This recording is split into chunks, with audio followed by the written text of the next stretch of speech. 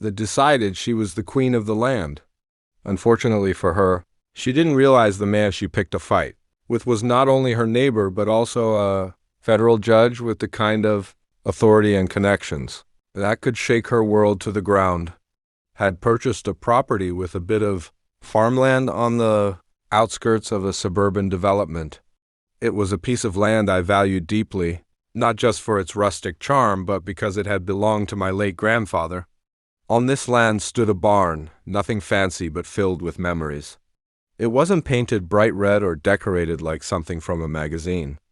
It was a sturdy corn barn, built for practicality and tradition. To me, it was priceless. The local HOA, however, thought differently. They had been trying for years to modernize the area and bring everything under their polished suburban look. Cookie-cutter homes, matching mailboxes, manicured lawns, and no place for unsightly barns or fields of corn. The problem was, my land was not under their jurisdiction. I owned it outright. It was agricultural land, and they had no legal authority over it.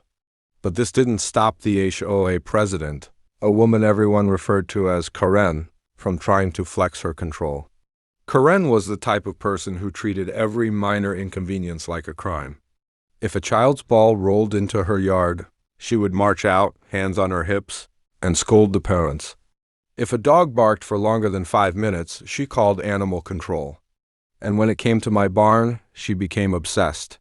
She sent me letters claiming it was an eyesore. She demanded I take it down because it didn't fit the community aesthetic. She even had the audacity to say the smell of corn during harvest was disruptive. At first, I ignored her.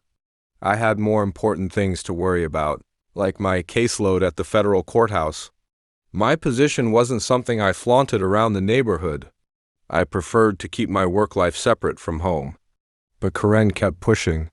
She escalated from letters to harassing phone calls, and from there to trespassing on my land to inspect the barn herself.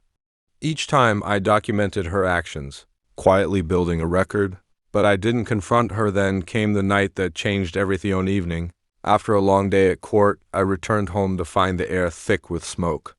My grandfather's barn was on fire. Flames tore through the old wood, and by the time the fire department arrived, it was too late. The barn was reduced to a smoldering ruin, the corn inside blackened and lost. My heart sank, not just from the destruction, but from the violation. I knew immediately it wasn't an accident.